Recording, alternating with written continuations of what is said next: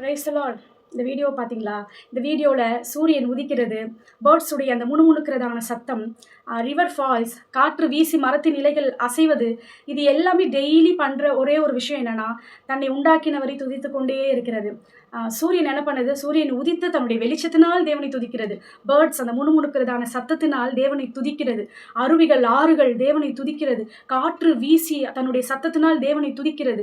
மரத்தின் இலைகள் அசைந்து அதோடைய சத்தத்தினால் தேவனை துதிக்கிறது. சிருஷ்டிப்புகள் அனைத்தும் தன்னை சிருஷ்டித்தவரை துதித்து கொண்டே இருக்கும்போது, அவருடைய சிருஷ்டிப்புகளில் பிரதானமான சிருஷ்டிகளாகிய நாம், விசேஷமானவர்களாக இருக்கிறதான நாம் தேவனை துதிக்காமல் இருக்கலாமா? ஒருவேளை நீங்கள் தேவனை துதிக்கிறவர்களாக இருந்தால், தேவன் உங்கள் மேல் மிகவும் பிரியமாக இருக்கிறார். உங்களுடைய துதிகளில் அவர் வாசம் பண்ணுகிறார். நீங்கள் தொடர்ந்து அவரை துதித்து கொண்டே இருங்கள். ஒருவேளை நீங்கள் வெறும் உங்களுடைய தேவைகளை மாத்திரம் தேவனிடம் கொண்டு சென்று உங்களுடைய தேவைகளை அவரிடம் சொல்லி அதை அவரிடம் பெற்றுக்கொள்கிறவர்களாய் மாத்திரம் இருந்தீர்களானால், ஆவியானவர் உங்களோடு கூட இடைப்படுகிறார். வருகிறதான நாட்களில் நீங்களும் அவரை துதியுங்கள். அவர் யார், அவர் எவ்வளவு பெரியவர் என்பதை நினைத்து உணர்ந்து அவரை உயர்த்தி உயர்த்தி அவரை துதியுங்கள். அவர் உங்களுக்கு செய்ததான நன்மைகளை, உங்களுடைய வாழ்க்கையில் அவர் செய்ததான நன்மைகளை நினைத்து நினைத்து அவரை துதியுங்கள். நீங்க பார்த்ததான இந்த வீடியோவில் மட்டும் இல்லை, ஒவ்வொரு நாளுமே நம்முடைய வாழ்க்கையில் சூரியன் உதிக்கிறது, சூரியன் மறைகிறது. இதுதான் நம்மளுடைய டெய்லி லைஃப்ல நம்ம பார்த்துட்டு இருக்கிறோம். ஆனால் ஒரு நாள் உங்களுடைய வாழ்க்கையில் சூரியன் உதிக்கும், ஆனால் சூரியன் மறைந்து போகாது. உங்களுடைய வாழ்க்கையில் பொழுது விடியும், ஆனால் பொழுது போகாது. சூரியன் மறையாது. அது எந்த நாள்? அது எப்பொழுது நடக்கும்? நாம் இயேசுவை சந்திக்கிறதான நாள், முகமுகமாக நாம் இயேசுவை காண்கிறதான அந்த நாள் உங்களுடைய வாழ்க்கையில் சூரியன் உதிக்கும், ஆனால் சூரியன் மறையாது. நித்தியமாக வெளிச்சம் இருந்து கொண்டேதான் இருக்கும். அதுதான் நித்தியத்தில் நாம் இயேசுவை காண்கிறதான அந்த நாள். அந்த நாள் மகிமையான ஒரு நாள். எழுத்தின்படியான ஒரு மாலை இருள் மட்டும் வராமல் இருக்காது. நாம் இந்த பூமியில் வடித்ததான கண்ணீர்கள், நாம் போனதான பாதைகள், நம்முடைய துக்கம், நம்மளுடைய எல்லா பிரச்சனைகளுக்கும் ஒரு முடிவு உண்டாக்குகிறதான நாளாய் அந்த நாள் இருக்கும். நித்தியமாக நம்மளுக்கு சந்தோஷமான நாள், நித்தியமாக அது ஒரு மகிழ்ச்சிகரமான நாள். இருள் என்பதே அந்த தேசத்தில் இல்லை. ராக்காலம் இல்லாத தேசம் அந்த தேசம். இந்த ராக்காலம் இல்லாத தேசத்தில் நாம் என்ன செய்து கொண்டிருக்க போகிறோம்?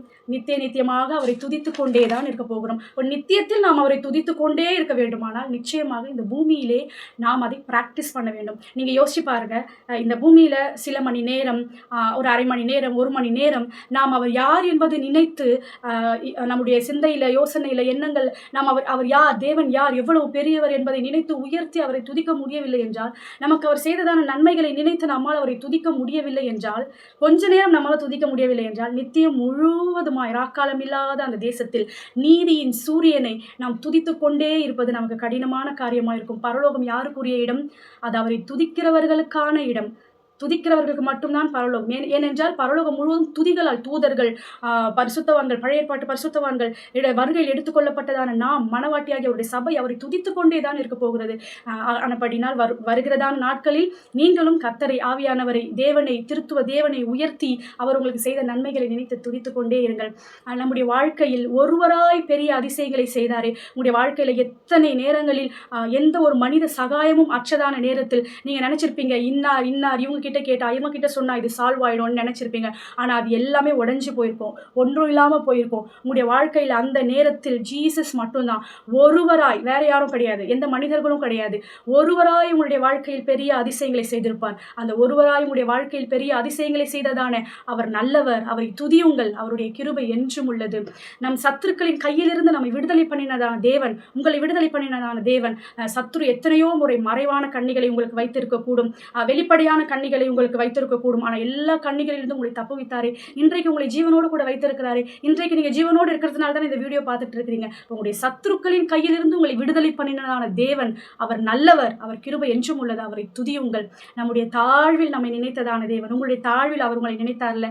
மனிதர்களுடைய சுபாவமே என்னன்னா, நம்ம நல்ல ஆஸ்தி, அந்தஸ்து, பணம், அழகு, படிப்பு இதெல்லாம் இருந்தால் நம்மள ஒரு மாதிரி ட்ரீட் பண்ணுவாங்க. அதெல்லாம் இல்லைன்னா நம்மளோடு இடைப்படுகிற விதம், பேசுகிற விதம், அது வேற மாதிரி இருக்கும். மனிதர்கள் நம்ம கிட்ட அப்படிதான் இடைப்படுவார்கள். ஆனால் அண்ட சராசரங்களையும் உண்டாக்கினதான தேவன் பாருங்க, எப்படிப்பட்ட தேவன்? நம்முடைய தாழ்வில், ஒன்றுமில்லாத நிலவரத்தில், அந்த நிலைமையில், நம்முடைய தாழ்வில் நம்மை நினைக்கிறதான தேவன். உங்களுடைய தாழ்வில் உங்களை நினைத்தாரே, உங்களை தேடி வந்தாரே, அந்த தேவனை துதியுங்கள். அவர் நல்லவர், அவர் கிருபை என்றும் உள்ளது.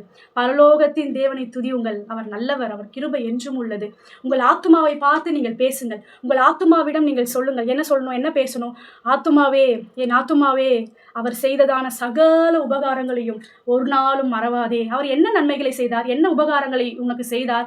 அவர் உன் அக்கிரமங்களை மன்னித்தார், உங்கள் அக்கிரமங்களை மன்னித்தார், உங்கள் நோய்களை குணமாக்கினார், உங்கள் பிராணனை அழிவுக்கு விலக்கி மீட்டார், உங்களை கிருபையினாலும் இரக்கத்தினாலும் உங்களை முடிசூட்டினார், நன்மையினால் உங்களுடைய வாயை திருப்தியாக்கினார். கழுகுக்கு சமானமாய் உங்களுடைய வயது திரும்ப வாழ வயது போல் ஆகிறது. ஆனபடினால் உங்களுடைய ஆத்மாவை பார்த்து சொல்லுங்கள், ஆண்டவரை ஒவ்வொரு நாளும் துதியுங்கள், அவரை உயர்த்தி துதியுங்கள், அவருடைய வாழ்க்கையில் செய்ததான நன்மைகளை நினைத்து துதியுங்கள். நிச்சயமாக ஆவியானவர் இன்றைக்கு உங்களோடு கூட பேசியிருக்கிறார். பேசினதான ஆவியானவர் உங்களை நம்புகிறார். நீங்கள் அனுதினமும் அந்த திருத்துவ தேவனை உயர்த்தி துதிப்பீர்கள். சிருஷ்டிகள் ஆண்டவரை துதிக்கும் போது சிருஷ்டிகள் எல்லாம் ஆண்டவரை துதிக்கிறது. ஆனால் சிருஷ்டிகளில் பிரதானமான விசேஷமான சிருஷ்டியா இருக்கிறதான நாம் நிச்சயமாக அவரை துதிக்க வேண்டும், அவரை உயர்த்த வேண்டும். ஆனபடினால் அவரை துதிக்கிறதுனால் வருகிறதான ஆசீர்வாதங்களுடைய வாழ்க்கையில பெற்றுக்கொள்ளுங்கள்.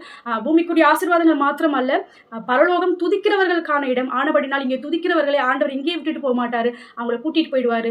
துதிகளினால் நிறைந்ததான அந்த பரலோகத்தில் நீதியின் சூரியனை நீங்கள் பார்ப்பீர்கள். அந்த நாள் உங்களுடைய வாழ்க்கையில் பொழுது விடியும், ஆனால் பொழுது போகாது. கண்ணீர் இல்லாத, துக்கம் இல்லாத, கதறல் அலறல் சத்தம் இல்லாததான, சந்தோஷமான ஒரு ராக்காலம் இல்லாததான தேசத்தில் நீங்கள் ஆண்டவரோடு கூட அந்த நீதியின் சூரியனை பார்த்து அவரை துதித்துக் கொண்டே இருப்பீர்கள். கர்த்தர் உங்களை ஆசீர்வதிப்பார். God bless you.